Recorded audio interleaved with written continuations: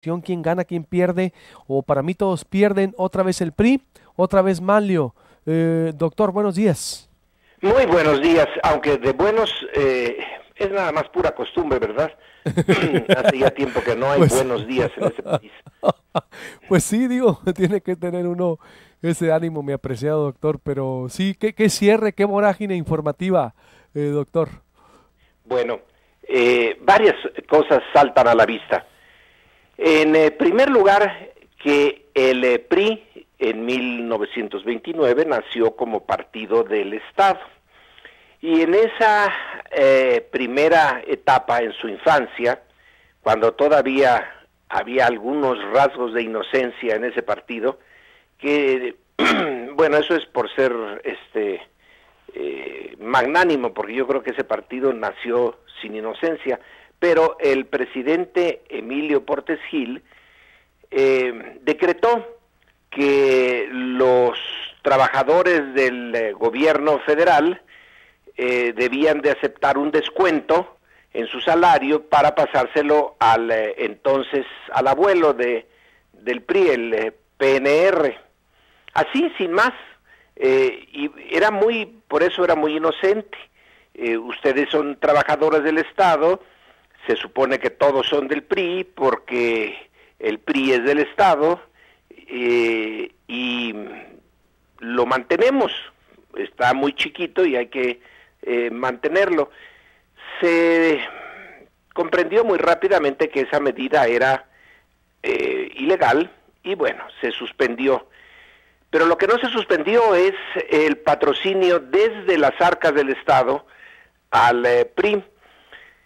Y ahora, en 2017, 80 y tantos años después, seguimos viendo lo mismo, de una manera más complicada, más sofisticada, pero el PRI sigue siendo mantenido por el Estado. De un lado está el recurso legal, el que les daba a los partidos el IFE primero y ahora el INE después, y que es una barbaridad de dinero, pero un montón, sin embargo, es legal, quizá no sea legítimo, pero es legal, pero es insuficiente para el PRI.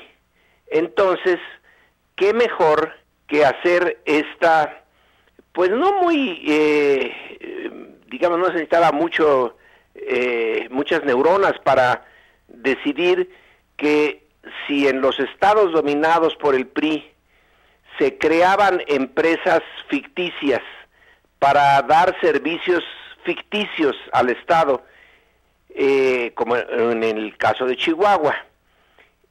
Luego Hacienda, haciéndose que no sabía, pasa los dineros, no hay ningún resultado para el Estado, se sabe desde el principio, luego esas empresas pasan el dinero a otras empresas también ficticias y luego finalmente regresan al PRI. Con unas pérdidas en el camino de algunos milloncejos que se van quedando en manos de los operadores, porque bueno, pues de algo tienen que vivir. Y tenemos que eran las elecciones de 2016, las que perdió Manlio Fabio Beltrones, o perdió el PRI de Manlio Fabio Beltrones, o perdió el PRI de Peña Nieto, como se le quiera ver,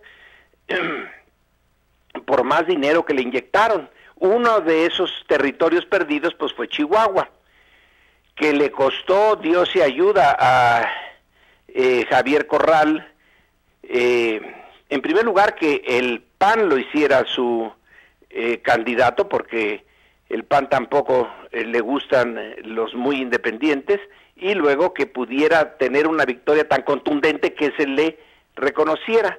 Pero una vez operado este milagro, entonces Corral tenía en sus manos lo que no se pensó que ocurriría, los papeles del gobierno, las claves del gobierno que mostraban la operación ilegal, ilegítima, las dos cosas juntas. Y Javier Corral ha decidido proceder de acuerdo a la ley, que aquí raras veces se procede de acuerdo a la ley, pero en esa excepción, y sale la trama más o menos clara, que, insisto, viene desde el origen del PRI. Es un partido que no vive de sus militantes, vive de los recursos monetarios y humanos, porque la otra parte es que desde el principio, cuando eran las campañas, pues los recursos de una secretaría o de varias secretarías, los vehículos, todo lo que dispone una Secretaría de Estado, pues iban a ser parte de la logística del PRI. Y sigue siendo el caso en las elecciones del Estado de México de este año. Bueno, ahí estaban todas las secretarías habidas y por haber, mandando personal, recursos, etcétera, para Alfredo del Mazo. Entonces, llevamos una historia de casi un siglo de un partido que nació de las entrañas del Estado y que sigue siendo básicamente el mismo. Claro que cuando Peña Nieto tomó el poder en el 2012, porque se les chispó un poquitín durante 2 sexenios, dijo que era un nuevo PRI. Pues no puede ser. No es un nuevo PRI, es el mismo PRI de siempre. Y hoy sale a la luz esto que no va a sorprender a nadie. Lo novedoso es que se tienen las declaraciones, los documentos. Eso sí es lo novedoso.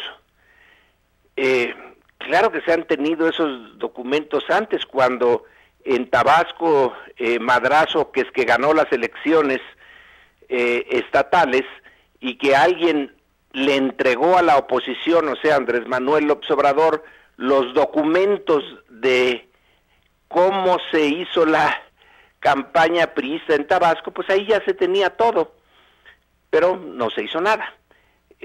Ahora no sabemos si se va a hacer algo, yo sospecho que no.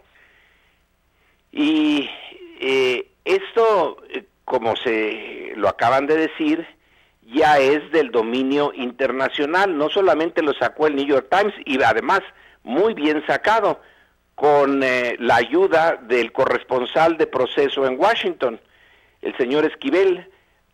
Ya lo sacó, por ejemplo, El País de España, y así va a salir en otras partes del mundo.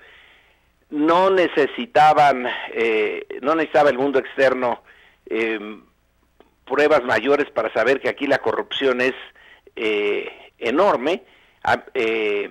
Transparencia Internacional ya lo ha dicho por muchos años, pero ahí está otro elemento más, que contrasta enormemente con aquella portada de la revista Time al principio del gobierno de Peña Nieto, en donde sale un retrato oficial del presidente diciéndole al mundo que ahí estaba alguien que iba a transformar a México. Pues no lo transformó, y ahora que se interese por temas mexicanos en el resto del mundo, pues tiene un elemento más para juzgar a nuestro sistema político y a nuestra clase política. Así que no hay nada que sorprenda, salvo que se documenta mejor. Pero el punto sería que alguien, más allá del señor Gutiérrez, llegara a la cárcel, como en otros países y países latinoamericanos ha ocurrido y está ocurriendo. Ayer por poquito y le quitan la presidencia a Pedro Pablo Kuczynski en Perú, acusado también de corrupción a través de sus empresas. Presidentes de Guatemala están en la cárcel, políticos de altos vuelos están en la cárcel en Brasil, y así pasa en otras partes de América Latina. Aquí no. Aquí el único que está en la cárcel es el señor Gutiérrez, pero debían de estar frente al juez el propio Videgaray, porque él es el responsable de la Secretaría de Hacienda que desvió esos recursos. Pero en fin, entramos al 2018 con una reafirmación de la naturaleza del PRI como partido de Estado. Es decir, esa fue la génesis, la naturaleza, para irme, porque muy interesante esa concepción, doctor, de que se olvida de repente cómo nació el PRI, que inmediatamente la escuela del PAN fue a aprenderle, y al sistema político mexicano cómo se fue pervirtiendo la vida política con esa concepción en donde Emilio Portes Gil les dijo a los trabajadores, ¿eran los trabajadores nomás del Estado? Es decir, ¿eran los burócratas o a los trabajadores abiertos? No, a todos los burócratas, a todos. Uh-huh. Y hoy me informan gentes del sindicato de Pemex que allí también, en estos días, se han encontrado con que sus pensiones han disminuido porque alguien les tomó una parte, el sindicato, es decir, Romero de Champs, que recordemos que ahí está el origen del Pemex Gate de la época de la Bastida, que perdió la presidencia, pero en fin, el esfuerzo se hizo. O sea que no es solamente directamente las dependencias del Estado, como en este caso, sino las empresas paraestatales también le entraban a esto. Y sigue existiendo, ¿no? Exactamente, siempre se ha hecho. Ayer me decían acá, auditorio, oye, de repente nos descuentan a nosotros, obvio que hay que corroborarlo, pero es una cultura que se mantiene, como dice el doctor, casi llevamos un siglo ya, en donde disponer de los recursos del erario, hacer, no me des, quítame, no me des, ponme donde hay esa cultura de un político pobre, es un pobre político de Carlos Hank, es decir, esa cultura tan arraigada, doctor, es entonces ya, como dice usted, no es nuevo. La cuestión es que sigue sucediendo, y hoy, pues lo nuevo es que veo esta hecatombe que le pega a todo el PRI, doctor. Es decir, ¿cómo interpretarla? Porque, a ver, pierde, le pega a Peña Nieto, le pega a Lamarca, le pega a Videgaray, le pega a Beltrones, le pega a Mitt, la campaña, doctor. Sí, claro, porque si esto ocurrió con Videgaray en 2016, ¿qué habrá ocurrido en 2017 con Mitt al frente? Ni modo que se diga que cambiaron radicalmente las reglas de este juego infame. Yo supongo, o tenemos derecho a suponer, hasta que se nos pruebe lo contrario, que la fórmula del 16 se usó en el 17 en elecciones como la del Estado de México y la de Coahuila. Es decir, para corroborar, dice usted. Sí, pero bueno, lo único nuevo aquí es que tenemos ya declaraciones de testigos y documentos. Eso sí es lo nuevo. ¿Qué es esa parte, digamos, que se ha filtrado poco a poco de elementos democráticos en el sistema político mexicano? Porque desde luego que ese sigue siendo básicamente el antiguo sistema, pero básicamente, no totalmente. Entonces sí, hay un rejuego un poquito mayor que antes, hay mayor pluralismo, y puede haber situaciones como la de Javier Corral, que inesperadamente para el sistema llega al poder en Chihuahua y tiene en sus manos la documentación. Eso sí es nuevo. En el antiguo sistema, pues esto simplemente no podía ser, porque todos los gobiernos estatales estaban en manos del PRI hasta que lo tuvo que perder en Baja California para medio llegar a un acuerdo con el PAN en esa elección tan sucia que fue la de Carlos Salinas. ¿Qué seguiría, doctor? Porque, a ver, exacto, lo dice usted, yo creo que debería estar al frente de Videgaray, los señalados, los acusados, porque ayer elucubrando decíamos, una filtración, ¿para qué?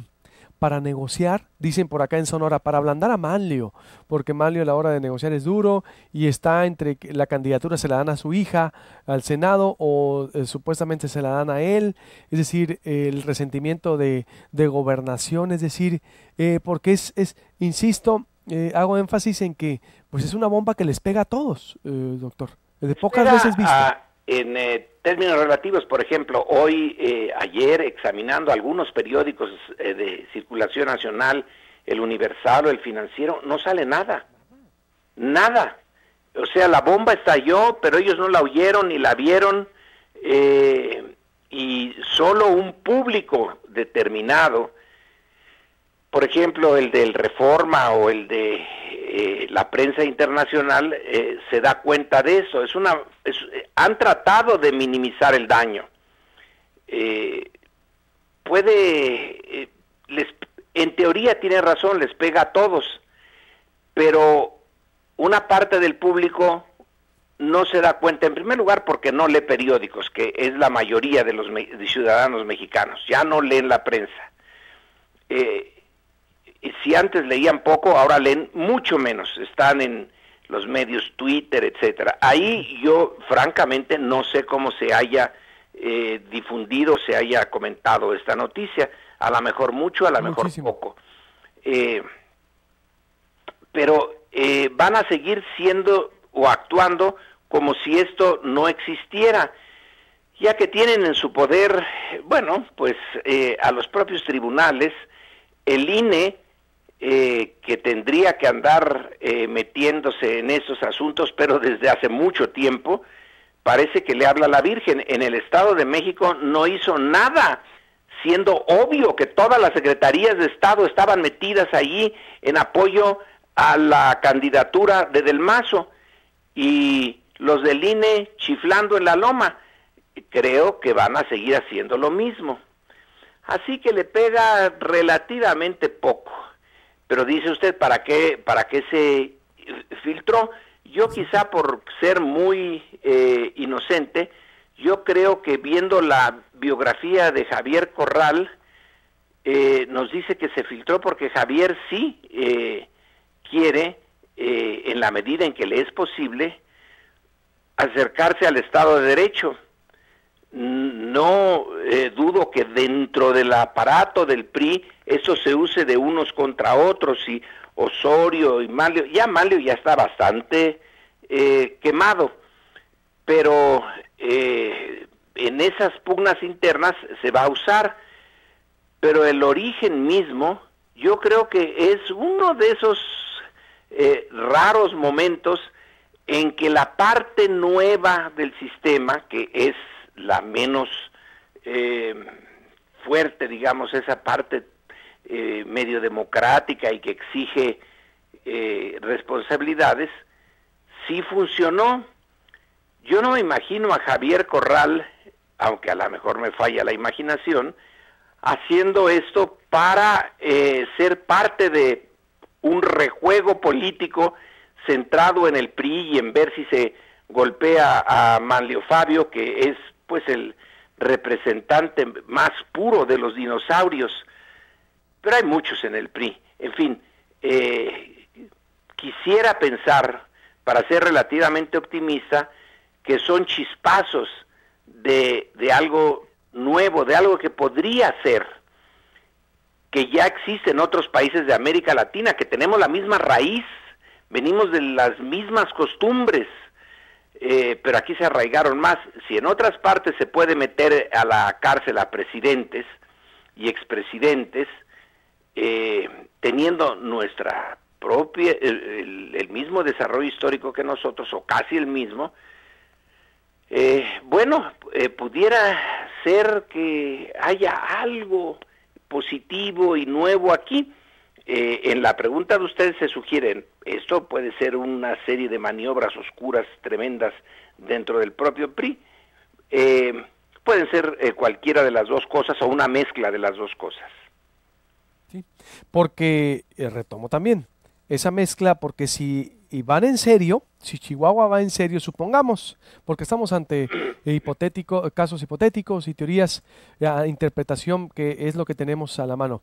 Supongamos que entonces Corral va en serio, supongamos, doctor, y yo también le doy ese beneficio porque para mí es de la parte más democrática también ahí que tiene la clase política o que impulsa, vaya, ese cambio. Pero a ver, pues si se va en serio, pues irían contra Videgaray, contra Beltrones, es decir, que Beltrones, como dice usted, pues ha logrado mantenerse pese a la lluvia de escándalos que desde que salió de gobernador, es decir, es una especie de figura negociante intocable ahí en el PRI, pues iría, imagínese usted, sería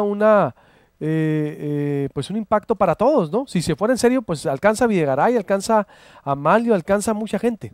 Sí, pero Javier Corral se puede poner en serio, pero él no es más que una parte de un sistema que sigue dominado por el PRI, entonces se le frenará más arriba, como el hecho mismo de que Duarte sigue libre, el Duarte de Chihuahua. ¿Por qué sigue libre? Bueno, pues porque el sistema lo protege. En realidad, Manlio Fabio lo único que pierde aquí es, yo no sé si pueda perder más prestigio, pero en caso de que ese fenómeno sea posible, pierde prestigio. Él no autorizó formalmente ese desvío, fue Videgaray, que es quien ha hecho a Meade, y si esto fuera en serio, llegaría a la propia presidencia de la República, porque el jefe de Videgaray es Peña Nieto, no Manlio. Manlio era ya en esos momentos una figura relativamente secundaria. Él no podía autorizar, le encantaría, a lo mejor negoció con Hacienda, oigan, pásenme unos milloncejos para acá para que yo pueda ganar bien, pero quien formalmente autorizó, a lo mejor Manlio detuvo la pata, pero el que mató la vaca, pues fue la Secretaría de Hacienda. Ahora, ¿quién va a tocar a Videgaray mientras siga el sexenio? Pues nadie. Entonces puede ir muy en serio Javier Corral, pero se topa con cosas mucho mayores. Por ejemplo, la periodista Miroslava, la que mataron en Chihuahua, que no ha podido esclarecer su asesinato, aunque lo prometió, y aunque Miroslava era amiga de Corral, sigue ahí la cosa empantanada, porque Chihuahua es solamente una partecita de un sistema que rodea a Chihuahua. Puede llegar a hacer algún esfuerzo y tener límites muy claros. Tocar a Videgaray es imposible.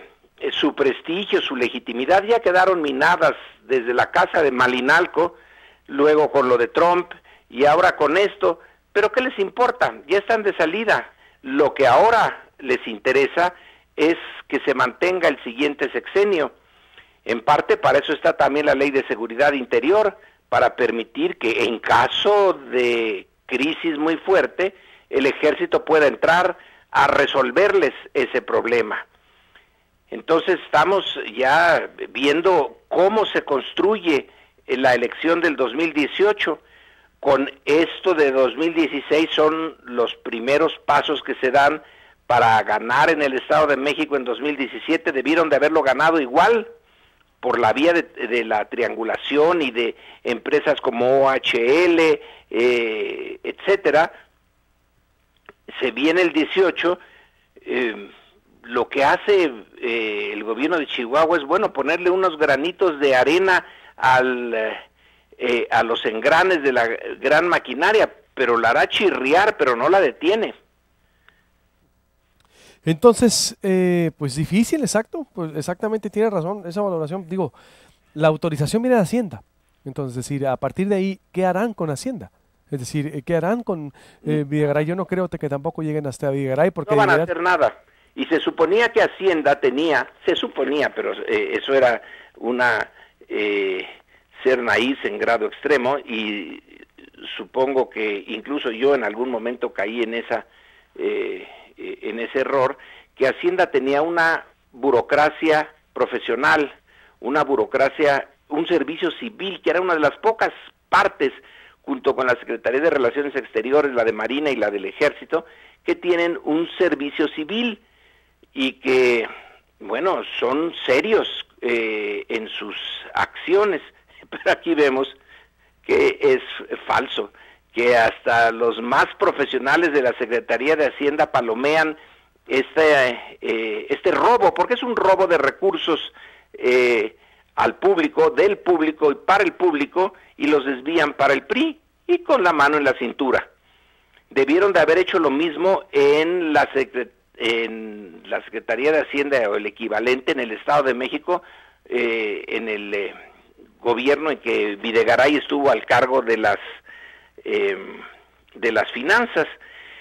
Para eso sirve haber ido al ITAM y luego hacer el doctorado en el exterior para afinar los instrumentos de una política que no tiene nada de moderna, sino de muy vieja, y que ha tenido y sigue teniendo, y yo supongo que seguirá teniendo efectos muy adversos en el desarrollo político, social, económico y cultural de México. Uy, pues cierre en verdad exactamente de año que viene a complicar el inicio de año, doctor, porque todo esto es rumbo hacia allá, hacia el 2018, y como dice, pues sí, no vemos que esto pudiera trascender, porque de trascender llegaría hasta la presidencia, y no creo que presidencia se vaya a dar un balazo en el pie. No, en otras partes sí. Lo de Perú estuvo bien interesante ayer. Pedro Pablo Kuczynski estuvo en la cuerda floja porque sus empresas fueron sobornadas por los brasileños, y ahí sí se llegó a debatir directamente en el Parlamento estos sobornos. Seguirá en la presidencia de Perú, pero ya está herido. Aquí, ¿de cuándo acá el Congreso va a servir de la arena en donde se defiendan los derechos de los ciudadanos frente a los abusos del poder? Entonces, como el Congreso no existe para esos propósitos en México, pues va a seguir igual.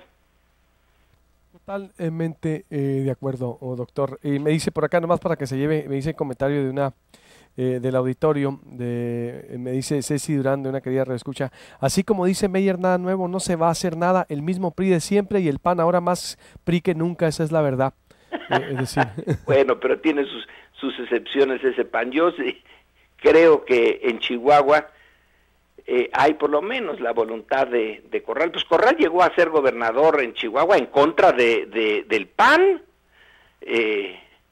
del propio PAN, y bueno, son destellos, pero somos nosotros, los de la sociedad civil, desarmados, casi desarmados, los únicos que podemos seguir insistiendo en...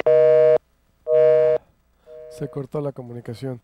Tan buen mensaje que estaba diciendo. A ver, dice, somos los únicos, nosotros de la sociedad desarmados, los que podemos seguir insistiendo. Interesante la valoración que es Videgaray el que autoriza, no es Manlio, dice el doctor Lorenzo Mayer.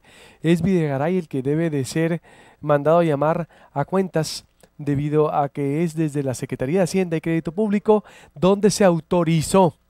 Interesante interpretación que se dio con el doctor Lorenzo Meyer. Doctor, para despedirme, apreciado doctor, porque se nos cortó y es una falta de respeto, pero las tecnologías no las dominamos, doctor. Así que me decía entonces, somos los ciudadanos los que debemos de exigir, doctor. Sí, justamente los que estamos desarmados, y aún así somos los únicos que podemos medio ir enderezando el camino. Es así que es una lucha, como diría un clásico de el PAN, pero en serio, no como ellos terminaron por hacerlo. Es una lucha de eternidades. No hay que desanimarnos, pero tampoco hay que hacernos ilusiones de que esto se puede resolver rápidamente. Los que están en el poder ahora van a seguir defendiéndose como fieras y van a seguir ganando batallas, pero pierden un poquito de terreno cada vez. Esto mismo de haber sacado este escándalo, que no hubiera salido en otras épocas, es porque esa parte pequeñita del cambio pues ya incide, y esta estación de radio es parte de ese cambio. Si no la han callado, pues es un milagro. Acuérdese que estamos en internet, doctor. Es decir, en internet, por eso, pero las pudieron haberlos callado, como a Carmen Aristegui, también le pueden cortar todo, tienen la capacidad de echar abajo todo. Tiene razón. Sí, hemos pensado, pero pues es un riesgo, digo, finalmente yo también creo en lo que dice, son también las libertades que hemos ganado, porque en otros tiempos, en los 90s, 80s, si tú salías de una radio, salías de una televisión, de un medio, te desaparecías, es decir, era imposible seguir vigente. Hablando de este escándalo, hay en el amplio reportaje de Reforma, un momento en que alguien le pregunta a uno de los funcionarios de Chihuahua, cuando saben que han filtrado ya los documentos al PAN, ¿y por qué esa persona que los filtró sigue viva? Porque estaba preguntando cómo es que no lo han asesinado. La respuesta, según el propio periódico, es, bueno, si además de que nos echen encima el escándalo, cometemos un homicidio, pues las cosas se ponen peor, pero no porque les falten ganas, sino porque miden las consecuencias. Ya no es posible echarlos a ustedes también ya del internet, sería, bueno, sí es posible, pero el precio sería muy grande.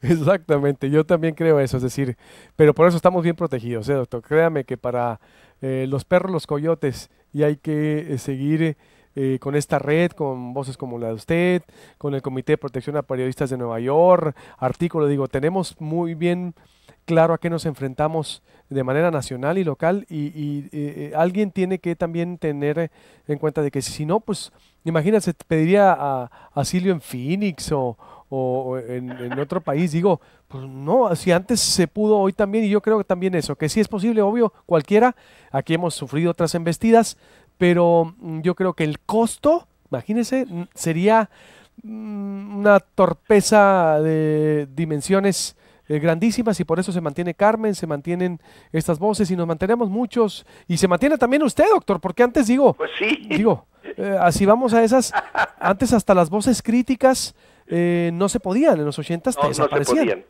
se podían, salvo que estuvieran totalmente aisladas y fueran completamente inofensivas, se podía, si no, se les callaba por las buenas o por las malas. Por las malas. O aunque Miguel Ángel Granados Chiapas supo sortear ese camino, proceso, doctor, digo, Proceso sobrevivió en el 76 por una decisión.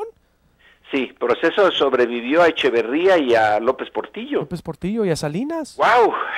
Sí, digo, y a Salinas. A de la Madrid, a la presidencia imperial, al mero, cuanto antes sí se podía, antes era más fácil decir, ¿sabes qué? Digo, sobrevivió, entonces Julio Scherer abrió una brecha, la abrió después en 84 la jornada, la abre Reforma en el 93-94 pese al bloqueo de voceadores, recuerda usted, es decir, claro que lo recuerdo, si hasta ayer estuve vendiendo periódicos en la calle. Exactamente, perdón, exacto, usted, Granados Chiapas, Joserra, todos, digo, yo trabajé en Reforma un año, estuve en la Ciudad de México, conozco la historia de medios, así que no hay que flaquear. Doctor, le mando un abrazo, deseándole que igualmente la pase muy bien, le deseo lo mejor, muchas bendiciones, y lo queremos con mucha energía para el próximo año porque lo vamos a necesitar.